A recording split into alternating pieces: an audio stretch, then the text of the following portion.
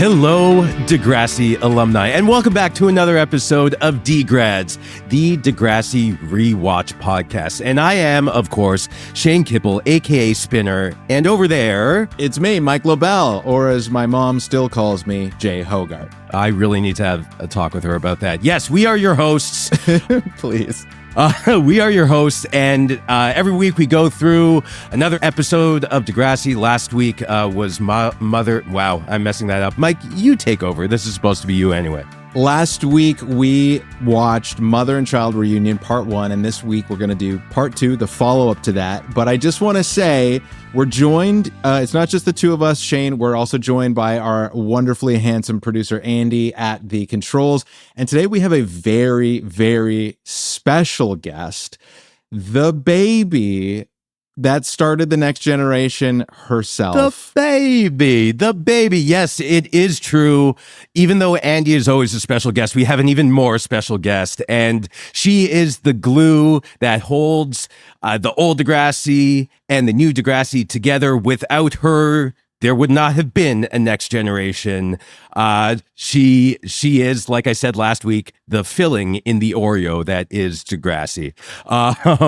The beautiful, the talented Miriam McDonald, welcome to the podcast. Thank you guys so much. I am so happy to see you both. It is a joy to be here. And my goodness, I have never had an intro quite like that. So thank you for that. Hey, thanks so much. You deserved it. Yeah, thanks for coming on, Miriam. This is like, it's so integral. Your character is obviously the hinge between the previous generation and this generation, and getting to see you just performing as a kid in these episodes. We were remarking last episode just like how delightful and honest and raw your performance was, and being able to see it now as an adult looking back, it was super charming and really authentic, and it's great. Thank you so much for saying that. I did rewatch a little bit of both the first and the second episode, and I can totally agree with you. Having not seen it in so many years, I was taken by the fact of how young I looked. I couldn't believe watching back. I was like, oh, I was a baby. I had no idea at the time. I was like, no, I'm this professional. I am mature. And I look back and I'm like, I was so young. But thank you. I also saw that vulnerability and a little bit of fear because I really didn't know what I was doing when I was going into those first episodes. But yeah, it was nostalgic to say the least. Yeah, we were saying last week that like from that very first scene, did you happen to watch episode 101 as well? Yes. Like right from, okay, yes. Great, that's great. So I said like from the moment you and Cassie appear on screen for the first time, I'm like, I understand immediately why you two were cast in those roles. Like immediately, you're like it's.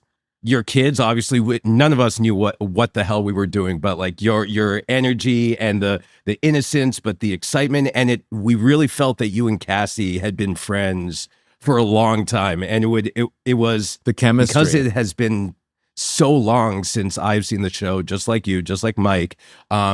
We are so excited to rewatch it because I think we're actually going to become fans of Degrassi.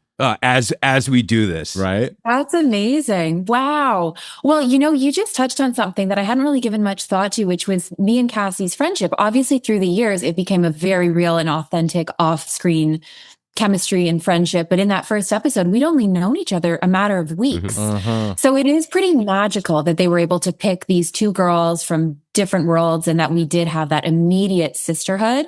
So that's really interesting. And I don't know if you guys remember back to those rehearsal days, which is kind of unheard of on a lot of shows, but we would do the authentic rehearsals where we'd plot everything out. So I think that did a lot for the camaraderie between us, because we could joke around in ways we couldn't when we were actually filming. And I think that helped to build the friendships. Bruce McDonald directed it. Yeah. Right. Yeah. Right. So he would have been there. Wow. It just blows my mind to even think. I didn't realize Bruce directed the first episode. Yeah. He directed lots of episodes. Yeah. Yeah, he was so impactful on my whole concept of the show and of acting in general, because, I mean, obviously, like, your first of anything has this profound effect on how you perceive things as a whole.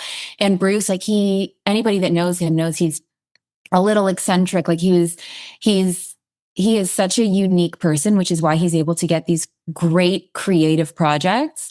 So yeah, he was the best possible director we could have had for that episode. I just remember his cowboy hat, for starters, that he would always wear. Always his cowboy hat, every single time. And yes. just had this way of making me feel like I knew what I was doing when I really had no idea. He just made me feel so at ease, and he's just so talented. So that was like, what a lucky break we had to have him on that first episode. Of course, yeah. Well, it looked like you guys really knew what you were doing, and like we said, the chemistry was leaping off of the screen. And I can, when I saw those first 2 episodes and just the way you guys were, I was like, yeah, well, this is a hit show. I get it. I want to spend time with these people. So Yeah. let's just recap Mother and Child Reunion Part 1, just to catch everybody up on where we're at. In the first episode, we meet Manny, we meet JT, Toby, and Emma, of course, who is crushing on this guy, Jordan, who she's met remotely through an environmentalist website. And it's a budding internet romance, but not everybody on the cast is convinced of that it is what it seems. Yeah. Including Toby and JT. And Manny. And Manny she's got a little hint of doubt in her eye. She was excited at the beginning, but then she started to get a little apprehensive, and especially when she had a feeling that Emma was not telling her everything. Yeah. anymore. And it's really subtle, but it totally reads. So meanwhile, the adults, Degrassi's previous generation, Lucy and Joey and Caitlin, Spike and Snake, all of the alumni are preparing for this big 10-year high school reunion. But there's this tension between Joey and the group specifically. And then at the end of this episode, Caitlin gives Emma a pep talk about following her heart. It's saying that it's usually right. And Emma takes that and she runs with it. And we're out on her running up to her computer and replying to Jordan via email to agree to meet tomorrow. So that kind of catches us up to episode 102, the follow-up, which opens up where Emma is seeing Spike off to the high school reunion. Emma's wearing little trivia there. Emma's actually wearing this Joey Jeremiah hat at this point. I don't know if you caught that. It's making the rounds. Emma was wearing the fedora. I missed that. I was too busy taking notes. I guess, It's like the first entire episode, this hat is being sort of tossed around and ending up on all of these different characters. I feel like that was a Bruce thing too. I feel like that's one of his little like quirky things that he was like, oh yeah, let's have the hat. Like someone different's wearing the hat at all times. So Yes. he's got his little like secret. Bruce-isms, if you will. Yeah, Bruce-isms. Yes. Totally. That makes so much sense. Yeah, it's definitely, it's cute, it's clever, and like it's a nice little Easter egg for all of the people who, like, it's making its rounds with the younger cast, even though in the first episode Snake took it off of JT's head. But it's kind of like it's showing in with symbolism, like as a metaphor, like the show being passed on, like through Joey's hat. I totally agree. And I didn't even clue into this one until I watched it today after having not seen this episode in years. Yeah. But I noticed, I was like, my hair in that first episode, I've got these like spikes on the side of my head. And then I thought to myself, spikes.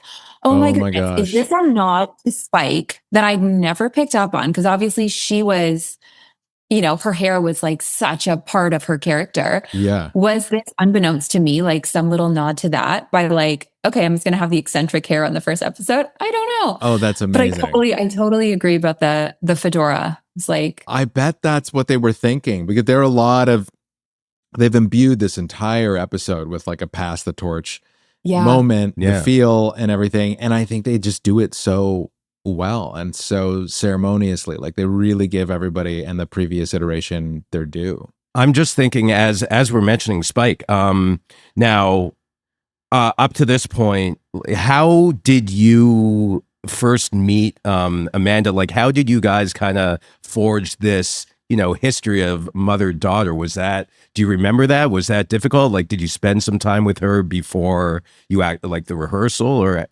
I'm wondering about that. I was trying to remember back to the screen test auditions.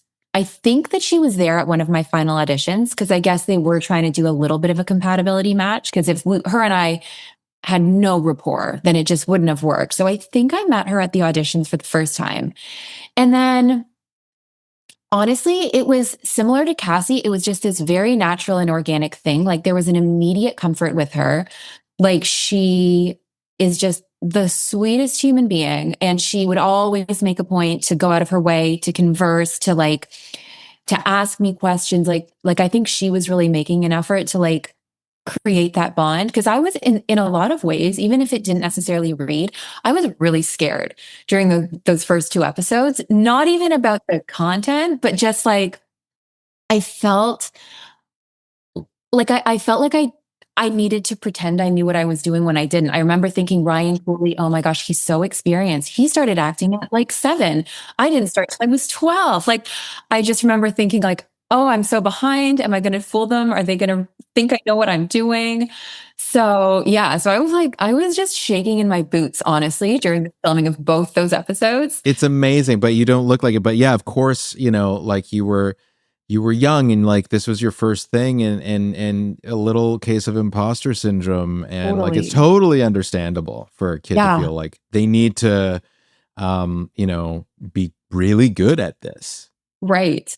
It's like, this is a professional set. I guess I got to act the part. And then, I mean, of course, it doesn't take too long to figure out the rhythms of being on a set. But I remember even something as simple as my mark. And Bruce was so gentle about this, but they would keep putting my tape on the ground. And no one outright said, you're going to walk up to this little T of tape.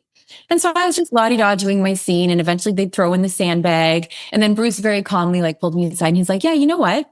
The sandbag's actually where we need you to be so the camera can see you. But he said it in a way that was just like so kind and so gentle. It was like, it didn't make me feel like I didn't know what I was doing. I was just like, oh, okay, that makes sense. But like, I was so green. I was so new to it all. Amazing. I think Miriam, like, I don't know if you remember, but when we came back for season 2, we're like jumping ahead here, but just for a story, we had that like a psychologist come in to talk to us on our orientation day about like how to handle fame and interview training and all that. Yeah. But they also cut together like some B-roll of a whole bunch of things. I think Gavin and a couple of the directors were like, okay, guys, so like we know most of you are new and a little inexperienced, and getting to work with the camera and focus and everything is challenging. So here are a whole bunch of like don'ts for season 1. And I remember the only one I actually remember is Sarah Bearable Tishauer jumping on her mark, like walking into a close-up, getting onto her mark, looking down at her mark, and then looking back on the camera, at the camera. I remember that too. I had forgotten all about that. That's hilarious. Yeah. Oh my gosh, we got to dig that one up. That's so funny. If we could find that somewhere, it would be great. But back to what you were saying about everyone, like being green and imposter syndrome. I think like as much as you didn't want it to come through with your energy, with your acting, which I don't think it did, it also is perfect that it was there because of what the character's going through for that episode too. I mean, like you're starting high school. You're gonna meet all these new people, so you're nervous and you're excited, and you feel like you're in uncharted territory in your life, which you were on camera, and then on camera in 2 different ways, I should say.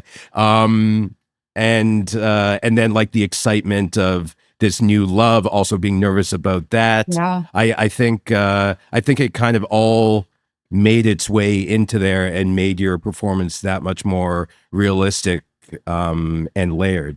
Personally, that's how I see it. I totally agree with you. And when I think about their casting, obviously, I think that's a big thing they were looking for. It's like they weren't looking for the kids with the longest resumes. They were looking for the kids with the authenticity and something a little different to bring to the table. So I totally agree with you. And even I think about, and I'm jumping ahead now, so feel free to stop me, but that's all right. His final scenes where Emma's in the hotel room with Jordan and he is, he sniffs her hair and he is showing his creepy side. It's so creepy. Even that, like, I just remember like the energy in that room. Like, yes, I was acting nervous, but I was also feeling nervous. Like it was just, there was so much real emotion that was kind of going on in that too. And just that sort of like sense of like freezing up because you're like, this is so out of my depth But again, it's like it was out of Emma's depth too. So it really translated. Yeah.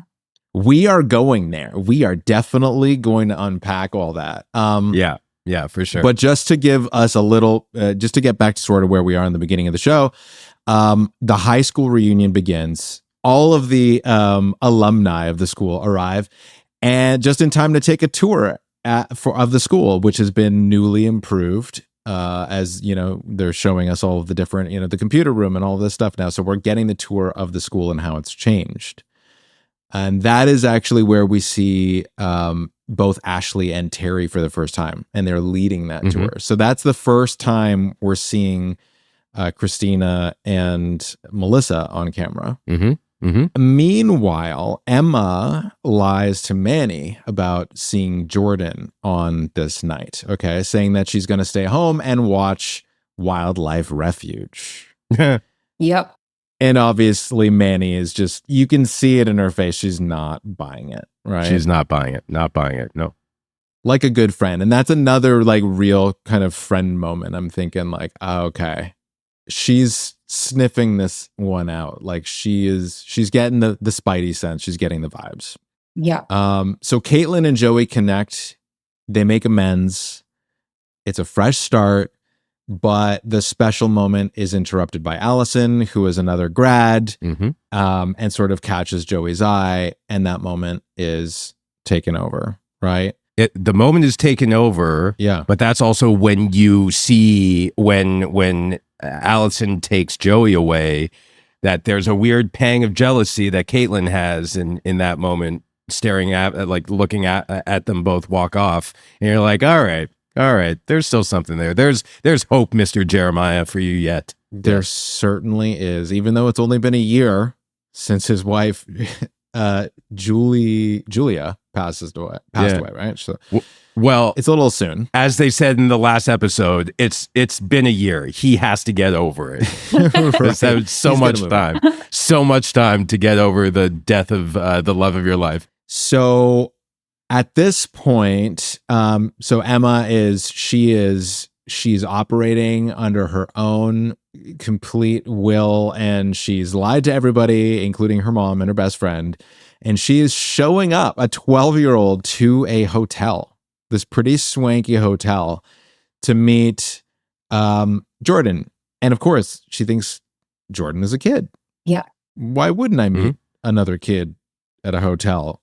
So Emma's kind of she's in a strange new land here and very vulnerable. Well, that's when we see the other kids, like Manny kind of leading the charge. That's right. After she didn't buy Emma's story and like overtly now is like, no, something's up. And then she gets JT and Toby involved and they all formulate a plan. I think it's Toby's plan, actually. Give him his dues here. Yeah, Toby was integral to this whole thing because he got into the email and he was able to, source out where they were, and he saved the day 100%. I mean, all of them did, but he was important. Toby was totally important, and he's so salty in the first part of it. Like in episode 1, he's just so salty, and I'm so here for it. I live for Toby's saltiness now, and he's kind of like the most wise in a weird way, like he feels like he's wise beyond his years. He's got sort of more of the adult perspective, like, whoa, wait, your friend is talking to this guy? Nah, that's not who he says he is. Like, this guy's a total internet predator. So he's on to him right from the beginning. But yeah, I guess Toby's also a little bit of a budding hacker. Yeah. He's the guy who works the tech van for the spy missions, and he's like, give me 5 more minutes, I'll get those cameras down. Just give me 5 more minutes.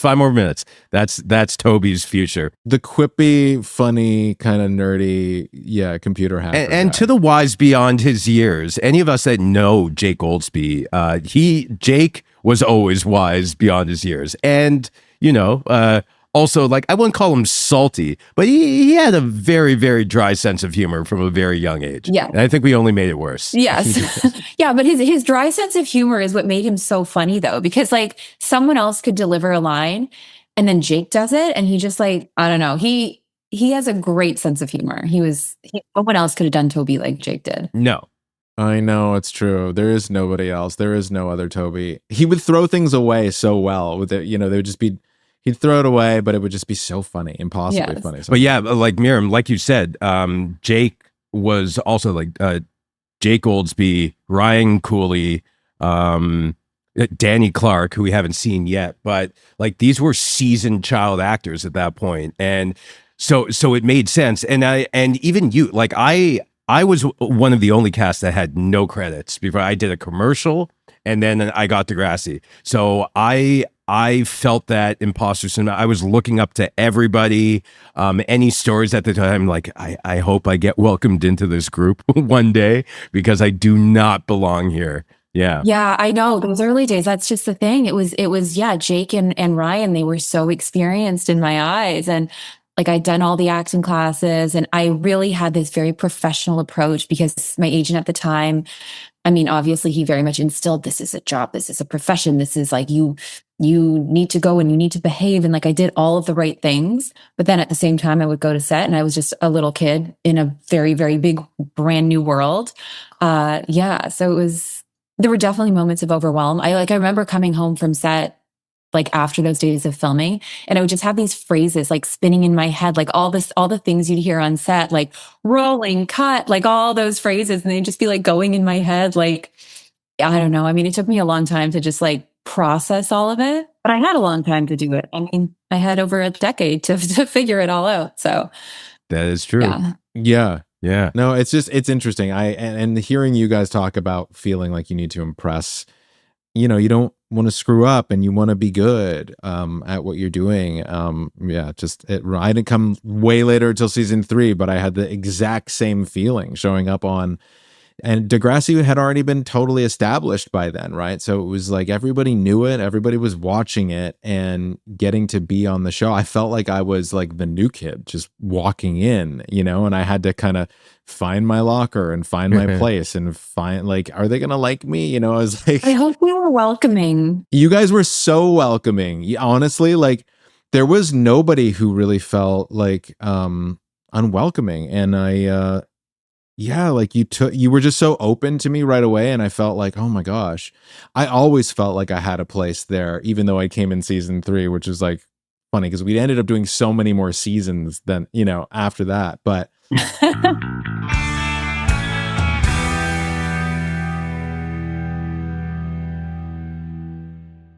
okay, so Emma has arrived at this swanky hotel. Manny has recruited the whole team of hackers, JT and Toby, to get to the bottom of this. Meanwhile, at the high school reunion, Joey overhears Keith, who is Caitlin's fiance, flirting openly with this Allison woman, saying, I'm about to hit it big in LA, kind of, and she's very interested in him, which is, I mean, I gotta say, like Don McKellar, I really love his cameo in this, but he is swinging for the fences with this terrible guy. Like he is just the worst. And why are they sitting on the floor? Why are they sitting on the floor when there's so many benches around? It's the meet cute. They're like on the floor. Make it more sleazy, right? It's like totally more sleazy. Yeah. It was sleazy. Totally. Yeah. Like they could end up just making out at any point right there in front of the lockers. But yeah, no, I totally forgot about that, but he in one fell swoop says that like Caitlin is basically going to be his lackey in this marriage. She's going to have to give up her career and play second fiddle to him. And also, but hey, like if you're down, I'll just break it off with her and sleep with you right now. Like it's what a guy, a stand-up individual. It's a pretty shocking behavior. Yeah. There's a lot of gross guys in this first episode. Yeah. Or 2 at least. Yeah, this universe, the Degrassi universe, is very unkind and unforgiving, and there's a lot of horrible dudes everywhere. There's a lot of growth. Yeah, lots of wolves in cheap clothing. That's for sure. So Keith is being an absolute sleaze. I hate him. Yes.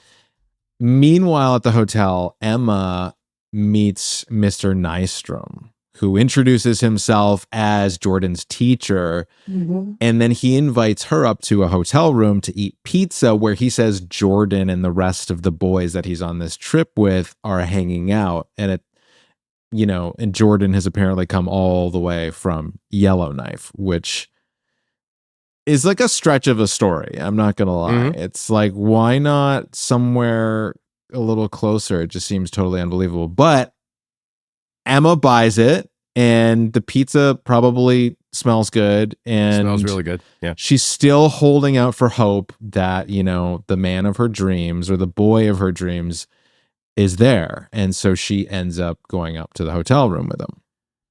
Not to mention that the way that this actor who played Jordan, like he's clean cut, he doesn't look sleazy in any way, and Totally. he was very much like you could tell this is not his first time doing this. He's doing everything to make her feel comfortable, secure, reassuring. All of the hey, but if you don't want to come, you don't have to come. You don't have to come. Like just, the reverse psychology, getting her excited and like everything's okay here. Nothing to worry about. Nothing to worry about.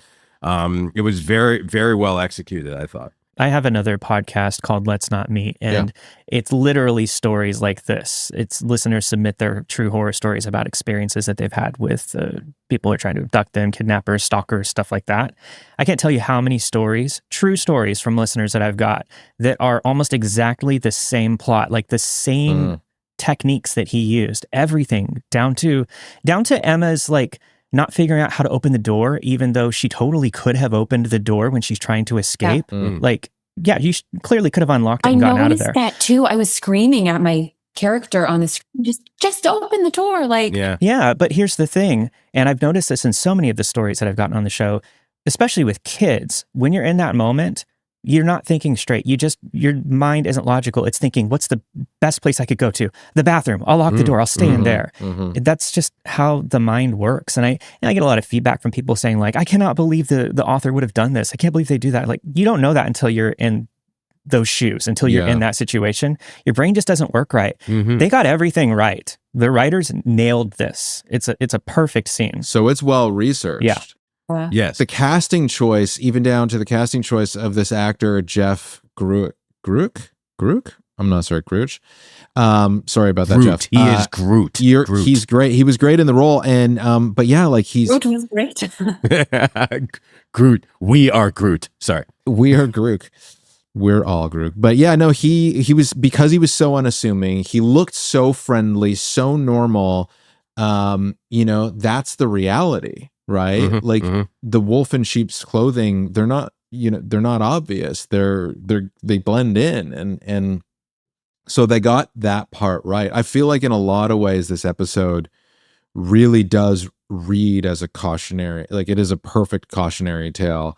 To Andy's point, it's very well researched, it's thought out in that, they're not playing all the characters like cliches, because that's not who kids would actually become threatened by or enticed by in the real world. And so they're kind of showing kids like, yeah, even if he looks and presents and acts like a teacher and says he is, like, you still need to be cautious. So and one more thing to the to what Andy was talking about before, and you, Miriam, like with the fumbling with the door handle, not being able to get it open.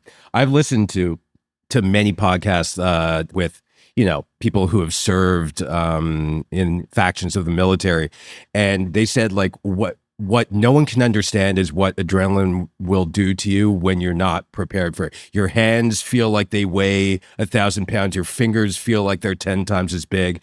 And when I was a kid, this is going to be random, but when I was a kid and I watched The Lost World, Jurassic Park 2, there was a moment where the two T-Rexes appear, and there's this dude who he's going to get killed, but he's trying to get his tranquilizer gun out of the back seat, and the iron sight is just snagged on a little net, and he just can't get it out. And you're like, come on, that would never happen. But what I want to put to all of you is, how many times have you tried to take get one shirt or a dress or something. You know, don't worry about what I do at night. But something out of the closet, and that hanger gets stuck on like 3 or 4 other things on the way out. Now imagine doing that when your life is at risk, and how well Murphy's Law will just own your ass in that moment of all the things. So Sorry, Shane. I thought you were going to say, how many times have you been trying to tranquilize a dinosaur and you just can't get you just can't get to that trank gun? after I saw how ineffective that tranquilizer gun would be, and how I know I would not handle my shit if it one T-Rex, let alone 2, appear next to my car, I'm like, I'm just staying off that island, man. There's no part of me that wants to trank a T-Rex. I agree. No. Yeah. Anyway, back to Degrassi. I think if I was in Emma's position, I would have done the same thing. Yeah. I probably would have done the same thing. I would have gone into the bathroom. And this is, the era before cell phones, giving your kids cell phones for safety. Yeah. Yeah. Scary times. But that line, Miriam, where you're in the bathroom, where Emma's in the bathroom, and you're Jordan, aren't you? That was heavy. Yeah. That was so creepy. And like I said, having not watched it back, it was only now that I'm at this age, with this maturity, with this perspective, that I can see just how disgustingly perverse and creepy that whole thing was. Like when we were filming it, I was just very much, being the professional and going through the motions. And I knew it was a creepy scene at the time, but like as an adult watching that back, it's like so much more disturbing. It is. Yeah. And I mean, I remember like even that final scene where Emma escapes and Bruce had created this like backflip where I do like a back somersault over the couch and stuff. It's like my little ninja move to get out of the situation, and clinging to the pizza. Like that was another conscious choice. It's kind of like, in a way, it's kind of funny because Emma's going through this thing and she's just still holding on to like holding pizza. Her pizza. But it's all these moments where you're just like, you're frozen, and all your mind is doing is running on like, how can I escape? You're almost like, you're frozen in fear. So yeah, and totally like what you were saying, Shane, it's like same with, you're in a rush and you're fumbling with your keys. If you're not in a rush, you're going to get your keys out, no problem. Mm-hmm. But if you got to be somewhere, suddenly your keys are like the hardest thing to find. So I think that's what Emma was experiencing with that little door moment when I was screaming at her, just open the door. But yeah, the adrenaline. It's an amazing, just to like imagine you watching the episode, Miriam, and screaming at yourself, your childhood self, like, yeah, go. 100%. 100%. But also like proof of how effective this episode is and how visceral it feels in this moment. It really, even though it's all pretend, like you're hooked, you're along for the ride. Yeah. Like the cliffhanger at the end of the first part, I know what happens. I lived through it, but I watched that little, to be continued, and I was thinking, oh my goodness, like I have to know what happens next. I know what happens next, but it was a very compelling way to end the first part, I would say. Yeah. And I remember when we, when the season was done and we had a family and friends screening of the reunion episode. And I remember watching it and being excited to see it all come together, but still watching it through the eyes of someone who was on the show, not really like so into the storyline, because like I knew you were all my friends. But I remember the adults in the room had like it being, there were reactions coming out of them that none of the kids were having, because, and now as an adult watching it, I can understand why, because they're watching you with this like sitting next to this man. I mean, we haven't gotten to this part in the episode yet, and we'll jumping ahead again, but like all that stuff when he's setting up the camera and sitting next to you and everything like that made me feel the camera worked by Bruce for that perspective was incredible, because that made me feel so dirty and just uncomfortable for you. Yeah. That was so creepy. The shot of the camcorder, and then you're seeing the footage through the lens of what this creep has set up. Oh, I was shuddering watching that back. It was so icky, so gross. So meanwhile, back with Manny and the gang trying to hack into Emma's email, they're all trying to guess what your password could be, and they get that the secret password hint, which is what's mom's favorite rock band. It's the Pogues, which I love. What a great little pop culture reference there. And they break in, they figure out where Emma's gone. They also figure out like his whole scam. Yeah. Like Toby puts it all together. He's like, he's actually hacked her email also.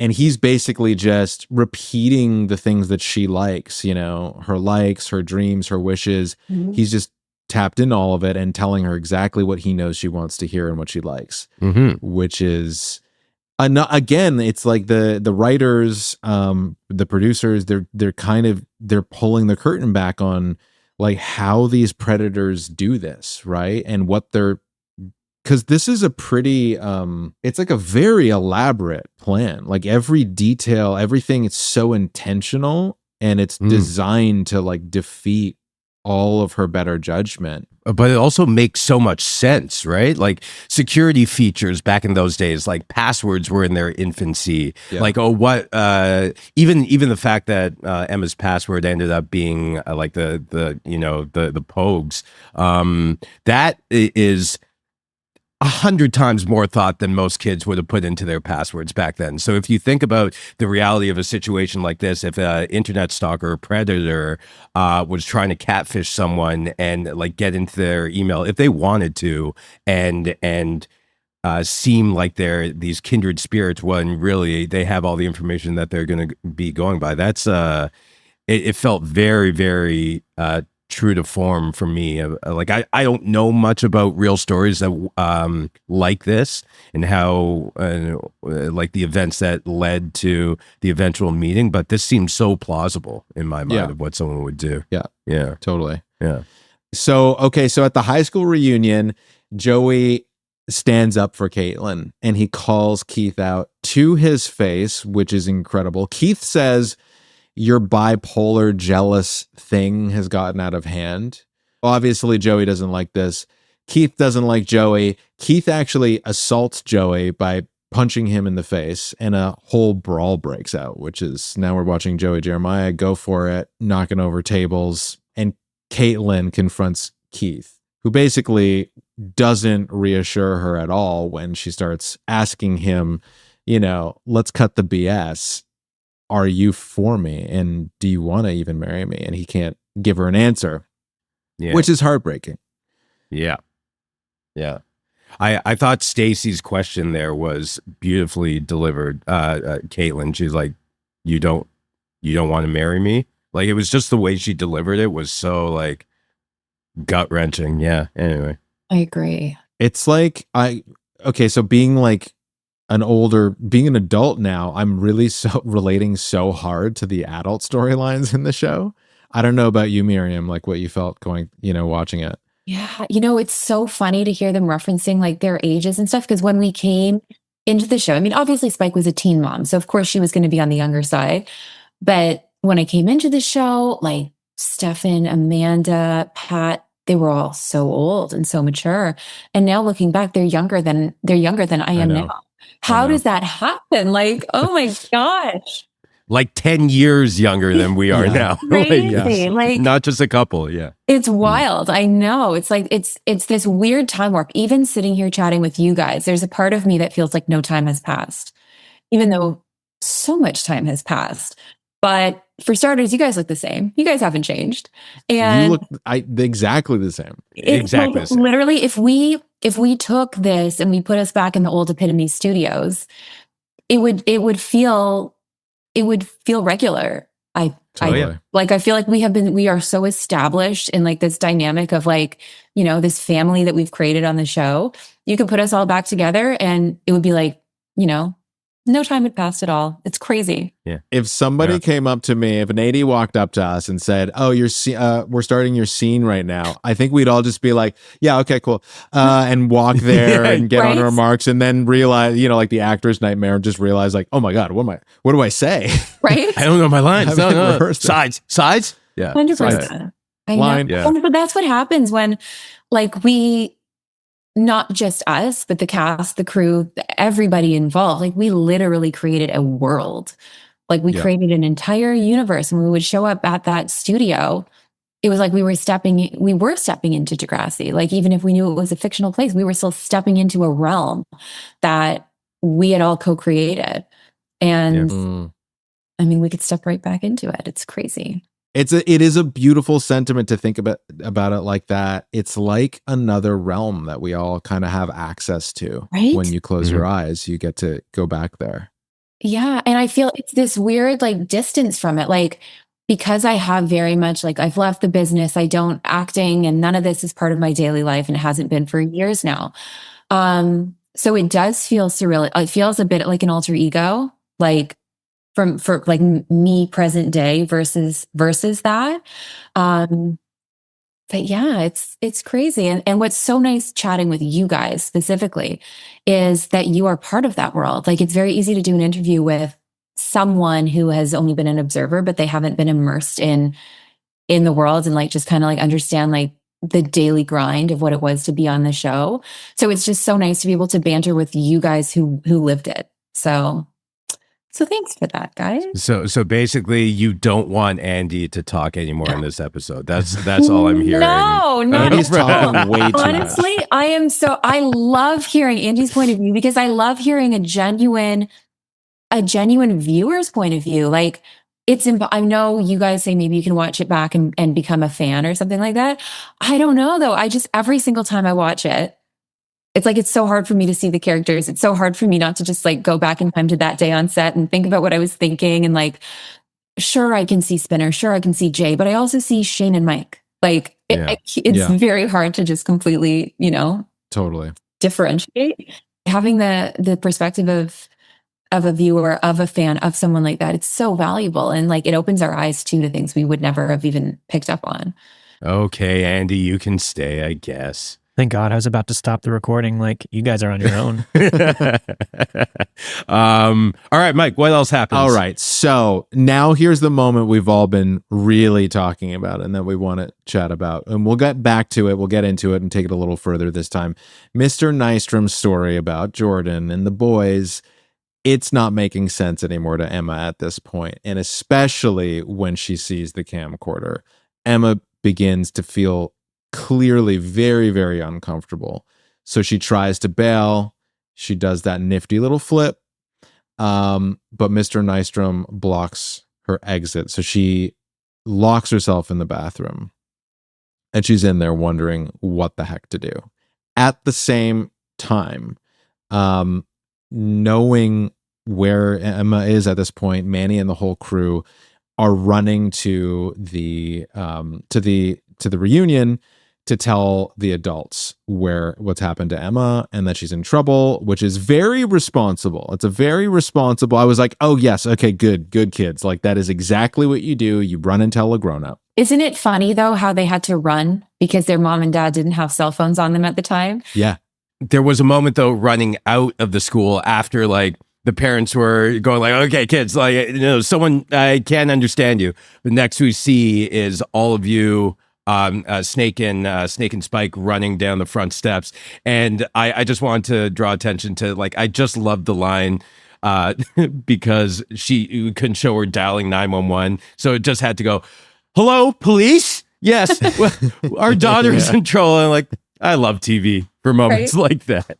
Right. Yeah, Don't say where she is. Nothing. Our daughter's in trouble. This is the police, right? Yeah. Yes. Yeah. Figure it out. Just double check. Yeah. The writers had to make sure we know it's TV. So they have to throw in one line that doesn't entirely make sense, right? Of course. Yeah. Of course. Of course. Not real life. Yeah. I'd be remiss if I didn't mention that Caitlin, all of this happens just after Caitlin confides in Joey about the situation. And Caitlin kind of has this crisis of faith and she says, I'm a fraud. I gave Emma relationship advice yesterday. And now I feel who am I to be giving this advice? Which is like which was a beautiful tie-in. It was a beautiful moment, but it was also a beautiful tie-in because right after that, we go like you know what's going on with Emma at the hotel. So my life is a mess. Yeah. I gave Emma relationship advice yesterday, and now Emma's going through that.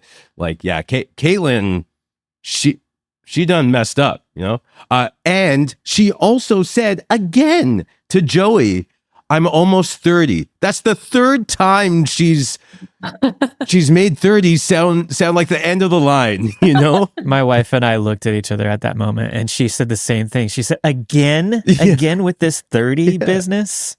Yeah, I know. I wonder if it's going to go all the way through the season. That's like she works it into like once an episode. They got, but she never turns 30 for some reasons, or like 10 seasons down the road. She's I'm nearly 30. Yeah, guys, I am almost 30. Haven't you heard? Oh my god! And everyone else is 40. Yeah.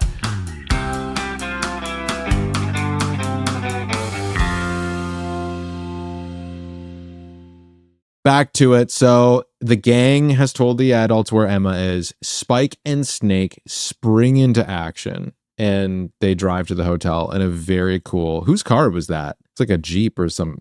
Anyway, the point is, it's an incredible action sequence, and I had goosebumps, literally had goosebumps in those slow motion sequences where Snake and Spike were running down the hallway. I was actually kind of like freaking out.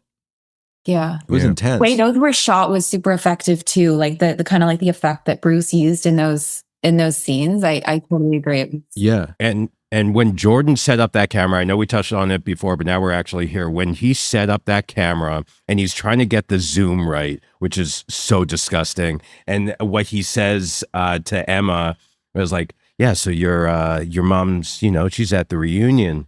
She's going to be tied up all night. And then we have hours just like, oh God. Wow, that was dark. Right. Yeah, crazy. I know we were talking about it a little bit, but how, like a lot of that performance, I know you were feeling uncomfortable, just like with the subject matter and what you, not uncomfortable as an actor, but like just the whole situation you were how old at that point? You were 12, 13? 13. I had just finished grade 8 when we started filming. So like even having this man who I'm sure like you guys were on a closed set and he was very friendly to you and probably like was asking like, is it okay if I touch you here? Is it okay if I touch you here? But like, what was that like for you still? Like in a scene like that, sitting next to a man who looked like he was around 30, like, getting that close to you, touching your face, doing whispering to you, That whole scene was super creepy. Like, we were actually in a hotel room. We filmed on location. Most of our stuff, as you guys, I'm sure have probably talked about, was at the studio, but this was in a real hotel. So it's all very authentic. The dimensions of the room, it was tight quarters. We have the whole crew who is mostly male in the room. And yeah, it was super creepy. Like at that age, and I was a very young, like, I was a very kind of like a sheltered kid in a sense. Like I definitely never had someone whisper in my ear or, it was all uncharted territory. It was all supremely creepy. Of course, everyone was super professional and like everything was done to make it less creepy for me. But yeah, there was definitely some authentic, just like nerves and fear. But like I already kind of touched on, it wasn't until I was an adult that I could really grasp the magnitude of just how effed up that whole thing was. Yeah, because even as a kid, from your kid perspective, like Emma wasn't wrong to meet someone on the internet. The guy was wrong times a million to go and try to meet Emma, right? So, she was clearly a victim. And yeah, the whole filming of it was very, very creepy and very weird. And a funny side note actually is the hotel we filmed at was actually during the first season of the show, the hotel that I stayed at because I was living in Oakville at the time instead of commuting in. Yeah. So my mom and I would basically like stay at that hotel so that, my 7 a.m. or 6 a.m. call times weren't so disastrously early. So it was actually where I spent most of the summer. Was that very wow. Right? So nice. Wow. Okay. Yeah. So yeah, it was all in all super creepy, but far creepier to watch back now and just literally be like quaking, thinking how unbelievably, it set the tone that the show was going to absolutely not hold back and be fearless. And especially at the time, like 2001, like kids programming was far less advanced than it is today. And depicting something like that nowadays, like, would be a lot more commonplace. But back then, this was all still a lot less exposed. And this is a time before, now there's like intimacy coordinators. There's interesting that you bring up, like the crews, a lot of them were very, very male, so you don't have other women on set. I guess like you'd have Nancy there, Yes. maybe, Nancy, and Linda. Kai, who was doing hair, Jessica, who Yes. makeup. Jessica, yeah. Yeah, for the most part, yeah. Like Nancy was like one of the only like consistent crew members. Karen, props. She was there throughout. Karen, yeah. But it was, I feel like most sets are very dominantly male Yeah. all these days. Mm. Yeah. And so having just said that, I'm going off topic here, but Yeah. is next September going to be 25 years since that episode happened? Is my right? We looked up, it was October 14th, 2001. Yeah. So Okay. yes, we are coming up to our 25th anniversary. Oh, how is it possible, guys? We're 21 years old. That this can't be real.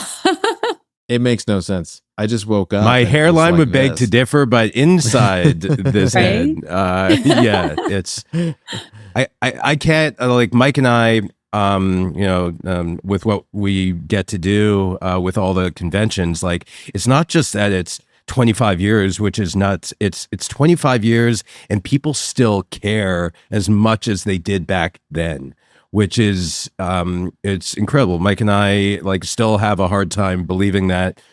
The way that I look at, Seinfeld or Friends or Breaking Bad, other people, that's Degrassi to them. And it's lived on in their minds, and they are so excited to meet us at the conventions. We hear all these incredible stories. Yeah. So not just did we get to be on a hit show for almost a decade, but many shows just after they're done, they slowly disappear. But this one feels like people are going to care for until they're not on this earth anymore. It's very strange. It really Yeah. is incredible. And as I said, like I've very much like removed myself from the world. I wasn't using social media, but in advance of like the TIFF premiere, which I guess at some point we can kind of talk about, I was like, okay, well, you know what? I don't want people wondering, why have I dropped off? I don't want people worrying or speculating. So I just did create a post, which a lot of people commented on. And one comment that really stuck with me was like, I feel like an old friend from high school just posted. And I was so Nice. touched, and I was so honored that people truly looked at us like friends, like peers. And that's amazing. Like, I think that's why it was so meaningful to a lot of people, because like they thought we were their friends, and we were there for them. And so we were there for them. I yeah. was just like, that was the most flattering thing someone could have said. I love that. And there's a whole new generation too of fans. Like it just because the show is in syndication and it's always on some new streaming service. And I'm meeting, parents who grew up with the next generation, and now their kids are watching it. Yeah. I've seen even like almost like a third generation happen out of that. Like older parents who came to it when they were, I don't want to date us entirely, guys, but like, there's like grandkids who are starting like preteen grandkids. Like I'm gonna get them into Degrassi. You dated us. Yeah. Sorry. We're so old, it's impossible not to date us There with are everything we great say. grandchildren who are now Yes. So- Yeah. No, but it's true. And when we do the appearances where Pat Mastroianni is there too, like you'll have parents and kids, but like they're adult kids now. But the parents are like, yeah, I'm here for him. She's all about you guys though. And then every so true. often they'll have a little kid like I'm just waiting until he gets a little bit older, and then he's going to be my new Degrassi buddy. And it's crazy that it's been around long enough. I mean, since the premiere of Kids of Degrassi Street, we're like getting close to 40 years now. Whoa. Yeah. That's crazy. That's a lot. It's a long time Not to date us. to date us. Young at heart, baby. Mike, we're almost there. I believe Snake and Spike were running down the hallway. That's right. Snake and Spike are running down the hallway in slow motion. And they beat the police, which, had to happen. It had to Toronto's happen. finest, of course. Toronto's Not so slowest police. And so they get there. Emma bites Mr. Nystrom, Jordan Nystrom, the bad guy, at this point, to escape. And Mr. Simpson ends up like physically restraining him before, till the police get there. And that is sort of like the conclusion. That's the big action conclusion of the episode. So they save the day. It was intense. I was having a lot of feelings. And I knew that this was going to be a really tough conversation. Like, I was kind of waiting for the parent adult pep talk after this. Like, how I guess, I'm curious now, like, how is Spike gonna handle this? Like, what's the tact here? What's the approach? Like, how do we prevent our kids from becoming victims like this? You don't want to shame them. You don't want to. So I was really curious how that was going to happen. Yeah. And I was going to say too, there was this element of foreshadowing with Snake being the one to kind of come to save the day, because obviously in the coming season, Snake becomes Emma's stepdad. So it's very much like, it was like this foreshadowing of how this family unit comes together and how there's like this deep level of trust that's kind of already been like the seed has been planted right from the jump. And he'll protect you. Exactly. So it's almost like that was... They had it planned out. Do you think they had it planned out? I don't know. All the way back then? Like, maybe. We've got to get some of the writers on the show to find these things we out. will. For sure. We will, for sure. Yeah. We've got questions, but I've got questions for Yan Moore and Aaron Martin. Big time. But that scene that Spike and Emma did have right to button up the episode, and Mike, you could take us through it, but I just want to say right off the bat, like, Miriam, your first line with just kind of like not even knowing what to say, but it was so innocent and like, I'm sorry I ruined your reunion, Mom. And it was just so heartbreaking too. Yeah. That you were worried about her like ruining her night, and it's heartbreaking. That was the audition scene, actually. That was like the one where I think I did screen test with Amanda. So that was one of those audition scenes. And I totally agree. It's in that moment, like, you just see the child in Emma, even though throughout the whole episode, she's kind of been trying to be older than she is. She's even told Jordan, I think she said she was maybe a couple years older than she really is. And then finally in that moment, you just see like the little girl that needed mommy's approval. And I agree. It was heartbreaking. Emma has an amazing line where she sort of challenges her mom. She says, "You never made a mistake before, like maybe having me." Which to me, that was like the line of the episode where I just went, "Oh wow, that's a tough pill to swallow." Yeah. To me, the line of the episode came right after that, which was when you were actually like both Spike and Emma were kind of yelling back and forth at each other, and Emma was like trying to restrain herself for a little bit, but then Spike was like, "You can talk to me about anything," and you yell back like, "No, I can't. You're my mom." And I thought that, like, maybe watching it as an adult, but I think that line right there encapsulates all of what Degrassi is. Yeah. Where it's like kids who felt that they couldn't talk to their parents about things, whether their parents would have been welcoming to any topic of conversation or not. Degrassi was that parent to them, or the friend that they needed at that time. So I thought there was so much power in that. And then Spike obviously came in with like, "No, like, you could talk to me about anything, and I want you to know that I'm your mom and I'll love you no matter what." But still, that like Emma just saying, "I can't talk to you. You're my mom. You won't get it. You don't remember what it's like being 12. Yeah, that's right. Yeah. Very, very true. A really good point, Shane, too, about like, kids not thinking they can talk to their parents, and Degrassi kind of being a parent figure. And I think it's true. Like, at that age, kids don't quite see their parents necessarily as human, because they still see them as a mom and a dad, and they probably haven't conceptualized that their parents have probably been through all this before and more. And it takes maturity to realize, oh, wait a second, like, my parents, like, they have their very own lives and their very own pasts and their very own experiences. But as a kid, it's just like, no, this is mom and dad, and they expect this and this and this. So I think, yeah, I think all of those lines. I think that whole final scene, and I guess that's why it's called Mother and Child Reunion, maybe. Guess so. Plus that whole nod to like 80s songs throughout that whole first season.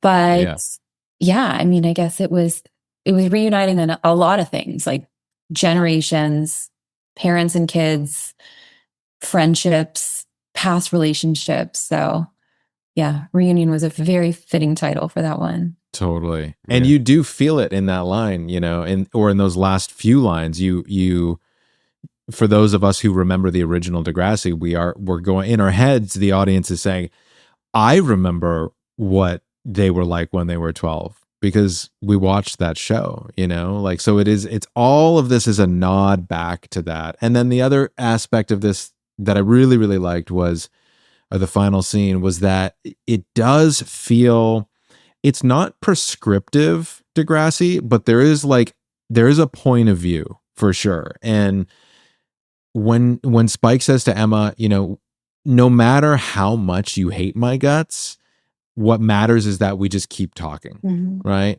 It's just that we keep those channels of conversation open because we can always fix it, and you're not always going to hate my guts. So, you know, like, it's not an instruction manual, it's not prescriptive, but it does seem to be like really pushing this sort of like being able to talk to your kids in order to protect them or figure out what's going on in their lives and to be able to impart wisdom and keep them safe. Yeah. Yeah. Totally.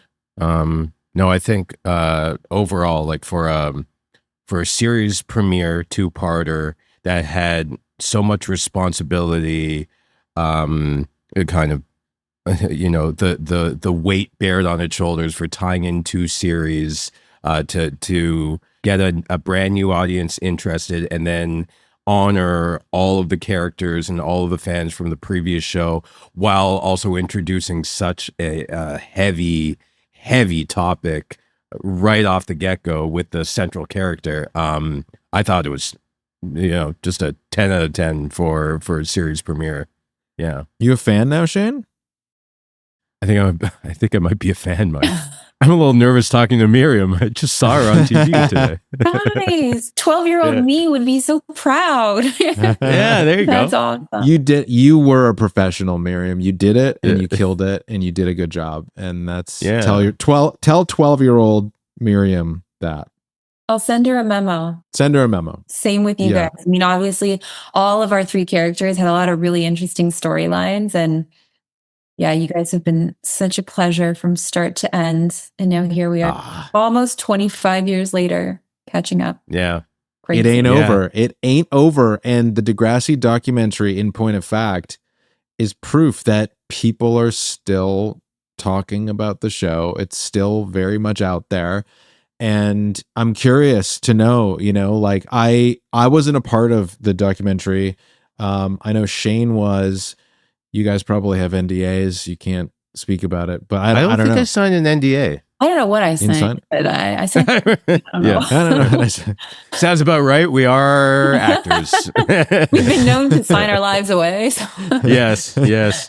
Yeah, no, I mean, all I can say with respect to that, I haven't seen it, have no idea what they've chosen to use. I may be in it for a blip of a moment, or maybe they have featured more of it. I don't know. I was very honest in that one, because the thing that I realize in hindsight, now that I'm as old as I am, is I think a lot of the time, like on the show, I just really felt like the expectation was just to do a good job. And if a good job meant doing an interview and saying X, Y, and Z, then that is what I set out to do.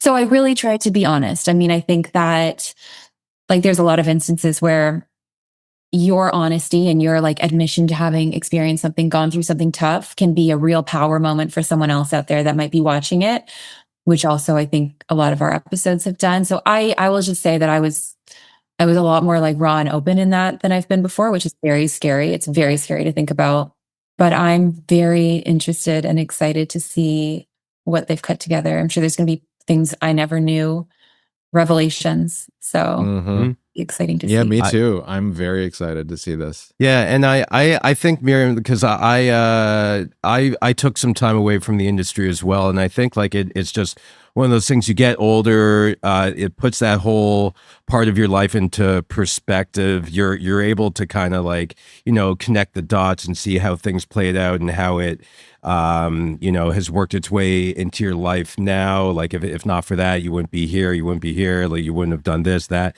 and I think it just makes you want to be honest about what these moments were like, and honest in a way that like you might not have figured out back then because it was still too fresh.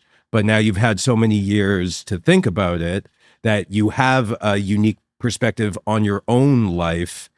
So you might have been telling like a version of the truth back then, and now you're telling a richer truth, if that makes any sense. That makes so much sense. It's like in any situation, like it takes hindsight to be able to really reflect on what something was. When you're in it, you're immersed and you're not seeing it, and you're seeing it from an emotional standpoint and whatnot. And yeah, it does take that perspective. So I think that's very, very true. So it'll be exciting to see, though. Yeah, I'm curious too. I have I can't. It was like 2 years ago that I did the interview. I can't remember anything I said. Hopefully I just Wow, 2 years. Yeah, like a year and a half. I know I did it in the winter time. One of my dogs was going through a medical issue at the time, so I remember very, very well. It was a year and a half ago. It was like February. Yeah. Did you have to come into the city? Were you living in the city at that point? Yeah. So I went into, where did we film it? It was at like a sort of an abandoned school, I think it was. Yeah. They shot in an abandoned school? Yeah. Yeah, they just said, come out to an abandoned school. We promise. It's just an interview. Yeah. And what were you thinking? Like, what was the process? I don't want to ask you because I'm not interested in like stepping on anybody's toes or revealing information from the film or spoiling or anything. But like, what was the process? They reached out to you and kind of pitched it? Yeah. So they reached out and pitched it. And I was on the fence about my participation because, like I've said a couple times now, I've just really, really been enjoying not being a part of that world. As much as it was something I am so grateful for, I've also just loved building my world outside of that. So, you know, stepping back to that, I was a little bit hesitant about it. And then at the same time, like I said, my dog he was going through a lot. I haven't really talked about it, but he's doing well now, but he had brain cancer, which was really, Oh really my gosh. Oh, wow. Okay. Well, I'm glad he's doing better. I'm glad he's okay. Yeah. Thank you guys so much. And I'm such an animal person. It was very difficult. So I was on the fence about doing it, but then I decided that I do want a forum to speak a little bit more honestly about my experiences. Like you said, Shane, like this show seems to be ever present. Like it's not something that like, okay, well, 5 years have passed. People don't remember it. Like if it's going to be present, then I would like kind of an authentic interpretation of my experiences to be available, to be out there. And yeah, and like I said, like if anybody can learn from anyone else's hardship, then that just makes that hardship that you went through like so worthwhile. And if you can be like in any way a light for someone by sharing your tough times, then what a win that is. So I was honest. I spoke about some things that were really hard for me.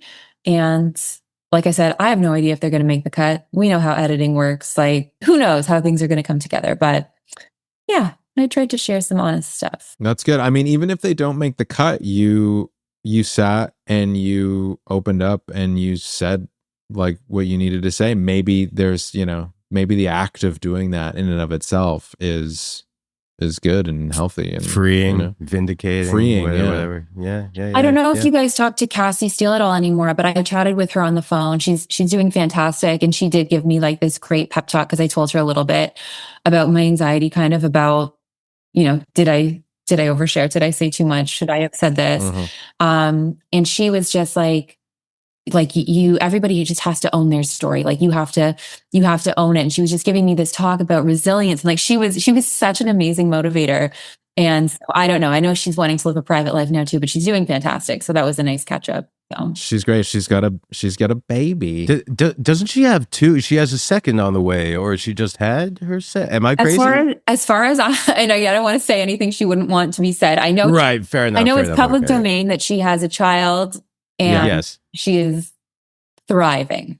So yeah, but I also know she's very much also valuing her privacy at this point. I think she's got a lot on her Mhm. plate and she's doing a lot of things, and so she's picked the private path for now. So Mhm. she's doing amazing. Yeah. I spoke with her recently also, and was very happy to speak with her and just to see where she's at right now. And, without outing her, she's very happy, and she's got, like, her life is going, and it seems Yeah. like she's in a really good place. So Yeah.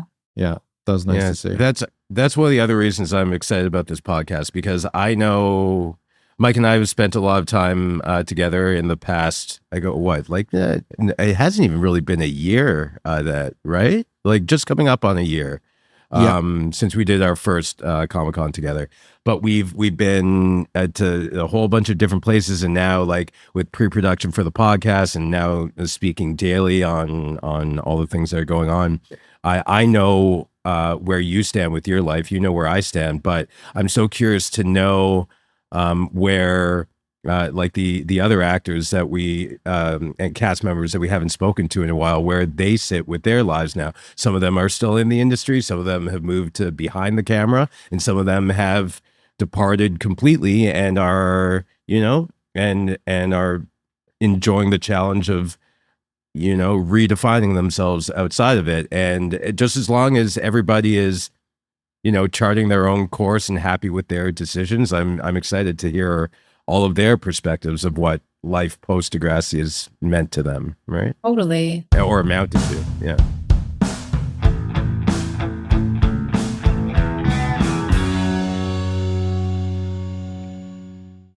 So before we end things, let's just see what was going on in the world that was interesting back in October of 2001. Now, apparently, this episode came out on October 14th, 2001, and nothing interesting happened that day. So I'm just going to give you a little bit. So were we like the other- hottest topic on that date?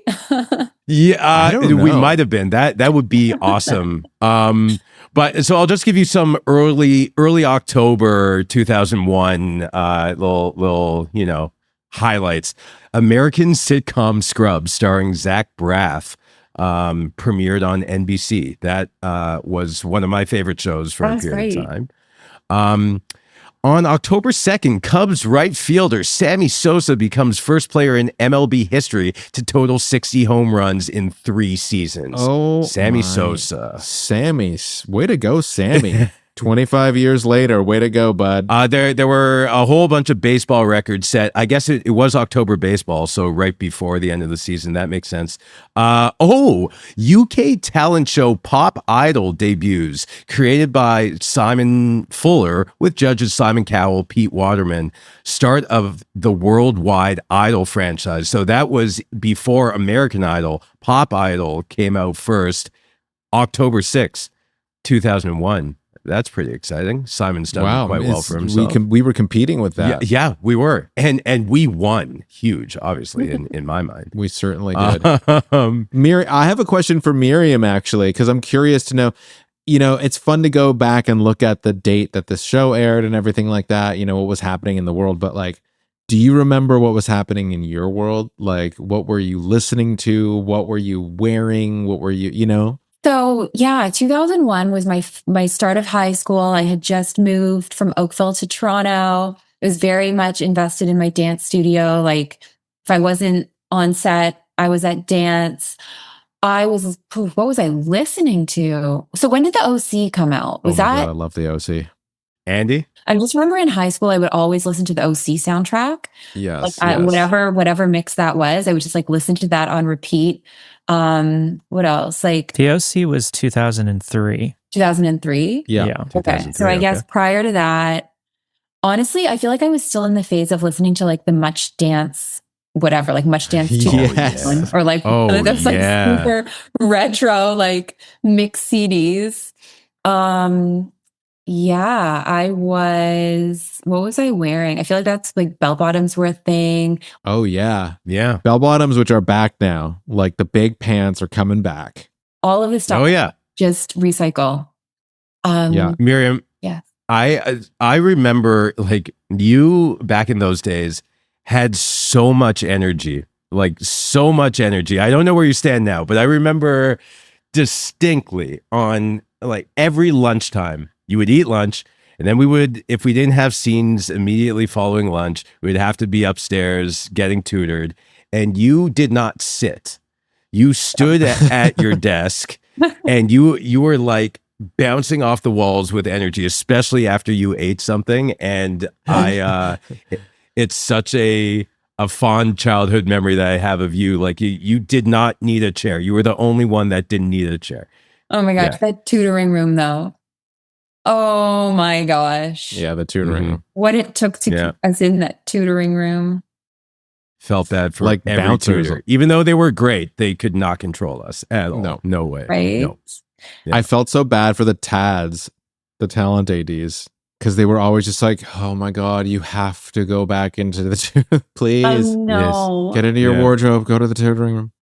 Me and Cassie are just going to do our school in our dressing room, and we would like try to negotiate how like that would be reasonable. It just can focus in there and like Totally. Yeah. No work was getting done. Yeah, and they would always have to dress, like we would hang out in hair and makeup all the time. So we would, as soon as there was like the tutors weren't looking, a couple of us would like escape to the bathroom and then just go hang out in hair and makeup. They're like, guys, 4 more hours to bank. Come on. This is not like, this is ACTRA mandated. Like you got to do this or we get in shit. And I'm like, okay, all right, fine. Yeah. Or then we go down to craft and we just hang out in the craft area for like an hour. And that was cruel. We'd be done for the day and then we'd be like, okay, I'm ready to go home. No, you're not. You're going into the tutoring room for 4 hours. Yeah. Yeah. Sorry. You haven't done your mandatory 2. Yeah. What am I at? 45 minutes. Oh no. Right. You've got a busy day tomorrow. You're going to get 0 tutoring in. So we're going to make you do 6 hours of tutoring today. It's like detention. Right. Yeah. But kudos to them. I mean, they made us do it. Somehow. And just to let ACTRA know, you guys banked every single hour that you owed and didn't miss anything. Legitimately. Yeah. Could you imagine if they actually, like, if they found out this long after that we didn't and they came after us with some sort of like, so we were going through our archives over here and you owe us 72 hours. You've got to do, you have to do 72 hours of high school work. Course of your choice. Turns out you didn't actually graduate. Should we go to that mailbag? Should we see what? Let's hit the mailbag. We've got some questions. I do want to ask a question that we asked last week, just to get this one right off the bat, because I'm curious what your answer is going to be, Miriam. This one was from Rachel A. Was there a scene that you just couldn't get through without breaking character that you can remember that was just hilarious and you were just driving the crew crazy? So I can think of like two different episodes. So one of them was a scene with Danny Clark where we were supposed to be eating sushi. And this was a Bruce McDonald episode. It was maybe season 2 or season 3. And Bruce thought it would be really funny if we put wasabi on Daniel's sushi unbeknownst to him. And I thought this was the funniest thing in the world because Danny would be like trying to deliver his lines, not knowing that we had absolutely like doused his sushi with wasabi and just watching his face. And I could not stop laughing. So that one comes to mind. And then there was another one in season maybe 6, episode 1, the Here Comes Your Man episode, where I had a line where I was supposed to say, that's a hit and run, right? And somehow the inflection that I put on it, I kept going, I don't even know what I did that was so funny. But Cassie and Stefan were just like coming at me like, no, why are you saying it like that? Why are you saying it like that? And I couldn't say it any differently. And then ultimately, like I could barely get out, it's a hit and run, right? I could barely get it out without dying of laughter because those two would be like offset, like convulsing. So those are the two that definitely come to mind. I love that. So I have another question from my wife because we've been watching this show together again. And she asked, did you keep the legendary dolphin pants from episode 1? Yes. So not only did I keep the legendary dolphin pants, but they were actually my audition pants. So I had come across those. Wow. Yeah. At a boutique in Yorkville, actually in Toronto. And I was just like, these are super cool. And then I got the Emma audition, and it said she's an environmentalist, and like being the little diligent, like studious girl that I was like, okay, she's an environmentalist. What would she wear? And she would wear dolphin pants. And so I wore those. And Linda Schuyler, once I was cast, was like, we need those dolphin pants. Where did you get them? So That's amazing. I definitely still have them, and they're stretchy. Like I can still wear them. They're not going anywhere. You got the part, kid, and bring the pants, the dolphin pants. I love that. Somehow I think that maybe the dolphin pants played a big part in you getting the role. I kind of think they were maybe everything. They might have taken it. I love that you still have them, though. That's awesome. great. I had no idea those were yours. They were. So I have one here from a Discord channel. This is the Degrassi Kid Discord channel. And Eukaria asked, how do you feel about the manga book that was made about Emma during that Degrassi manga series? Yeah. Or manga, however you guys pronounce it up there. Manga. anything I've never about known how this. to pronounce it. I thought Me they were neither. super cute. I still have I have this big, I recently moved, and I've got this big box of all kinds of artifacts, essentially, like a lot of it Degrassi stuff. And I have 5 copies of the manga books, and I was flipping through it and I was like, oh my gosh, this is so surreal and so cute. I think they're a very cool memento. Yeah. Mm-hmm. Were these mangas?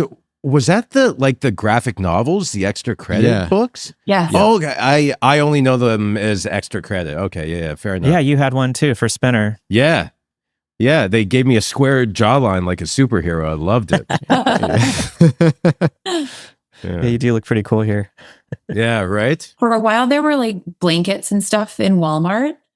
My grandma, for the longest time, had a Degrassi blanket on her couch. Oh, it was that's sweet. so cute. She would she had it on display. So sweet. Were you on the limited edition craft dinner box? Were you I do one not of think those? I was. Were you on the craft dinner box? No, because I guess we were with Norbert. Norbert didn't want us on the craft dinner box. No, why would you want to be on a craft dinner? That's every kid's dream. I know, but I think his logic that we had to go along with was, what if a competitor, you audition for a brand that's in direct competition with them, and you can't take it for 10 years because of this contract? I don't think you're getting paid enough for this. Don't take it. Right. Like, He was very rigid in his. Yeah. Yeah. If I was a kid, I would just be thinking about this is going to get me to craft dinner more frequently. My parents are going to have to let me eat all this craft dinner now, which is all I wanted to eat. This is so bizarre hearing you guys call it craft dinner. And What do you call it? What do you call it? What do you call it? And this is surprising to me that you guys didn't know this, because this is something that my wife, Natalia, and I joke about all the time. She used to say, do you want craft dinner? I'd be like, why are you calling Kraft macaroni and cheese craft dinner? It's literally just called macaroni and cheese here by Kraft. No way. What? Yeah. It's not called craft dinner. And I was like, what's a craft dinner? She's like, macaroni and cheese. That's what they call it in Canada. And I was like, okay, sure. And then we were watching the show, and obviously it keeps coming up every once in a while. I guess Kraft Canada was like, yeah, we want to corner the dinner market, so we're just going to call this dinner. Americans are very on the nose. They need to know exactly what's in that box. And in Canada, we like the mystery. Yes. Yeah, we just need to know it's edible.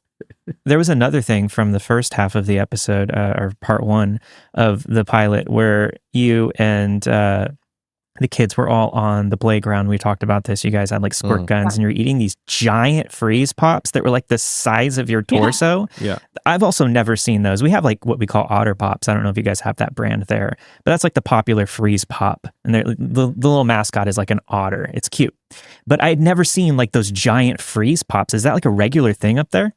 Oh, yeah. Yeah. We have them in the freezer right now. They're very much a very real thing. Canada is just a fantasy land to me. I love it. Come to Canada for our freeze pop. Yes. And ketchup chips and Right. poutine and And stay for our craft dinner. All the craft dinner you can eat. all the craft dinner. But we're not going to tell you what's in it, Andy. You're going to have to find out for yourself. Let me ask you one more question. And this was another one that we asked last week. This was from, I believe it was Michael. No, Nick. No, I don't know who it was. Who cares? Did you audition for any other characters other than Emma? And how was that audition process? Yeah. So I did not audition for anyone other than Emma. So a little bit of Degrassi lore, I guess, is that I auditioned initially back in like September. And as far as my agent told me, I was nixed right out of the gate for that first audition. They said no. They said I had too squeaky of a voice, which worked well when I was doing animations, but that was the critique that I got. And my agent was then like, okay, you need to go to a dialect coach. You need to go to a voice coach. You need to work at like dropping into your diaphragm and basically change your voice if you want to keep auditioning. About 6 months later, I guess there was a second round of auditions. So he acted as if I had an audition because they like apparently nixed me. And then I went back and I had worked with my coach and I had done all the things. And then after that, it was a pretty quick succession of audition. Then, I don't know, a couple months later, we started into the callbacks when I read with Cassie, I read with Sarah Bearable Tischauer, and we were doing like the sort of screen test thing, but I only ever read for Emma. So I'd actually love to ask like Linda and Steven if that's true, if I really was like blacklisted after my first audition and then I kind of like made a resurgence, or if that's just what my agent told me because he thought that would motivate me or something. But yeah, that was my process. In totality, it was like almost a year from the very first audition till I was cast. That's amazing. So they were looking pretty hard, I guess. Yeah, well, with me, I think like my first audition was the monologue, and then my screen test was, I don't know, 2.5 months later. So it sounds like there was a whole round of auditions like 6 months before my first audition that I was not even a part of. Do you remember what month your first audition would have been? I remember that my first audition is very easy. It was on Easter Monday. Oh. Yeah. That was when I was into my second round. So that first round must have been just some cattle call situation or something. Yeah, so that lines up because I remember like I think my screen test was in May. And I had forgotten all about it because who doesn't hear back about an audition for months? Like it's done. It's over.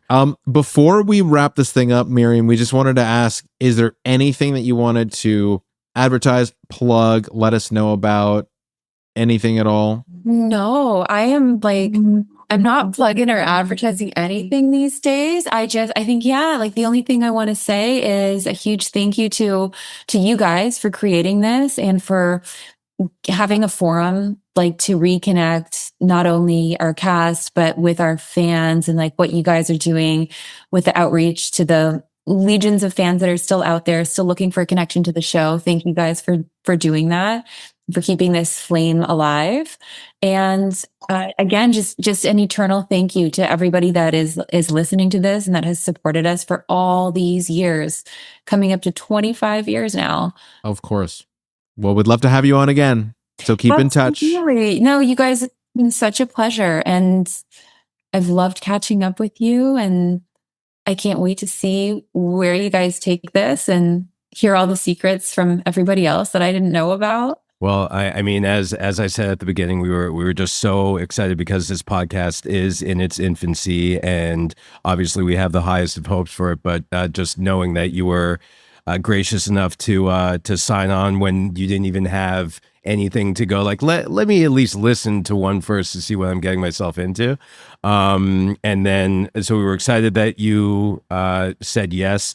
But I mean, this went like even better than I could have hoped it would. It seemed like you had a good time, but even if you didn't, I had a good enough time for both of us. No, this has been a joy. It has been a pleasure. Seeing you guys is so amazing. And I've loved chatting with you. Awesome. Thank you, Miriam.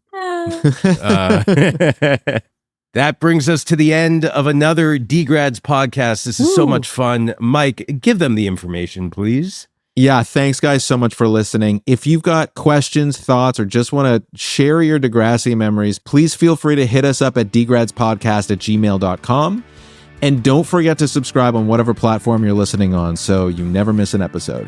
Yeah, and those subscriptions mean a lot, and the reviews, those also will really help the podcast get out to more people, more Degrassi fans, so we could share the wealth and keep this thing going for as long as possible. But once again, thank you so much for listening. I am Shane Kipple, along with the gorgeous Mike LaBelle.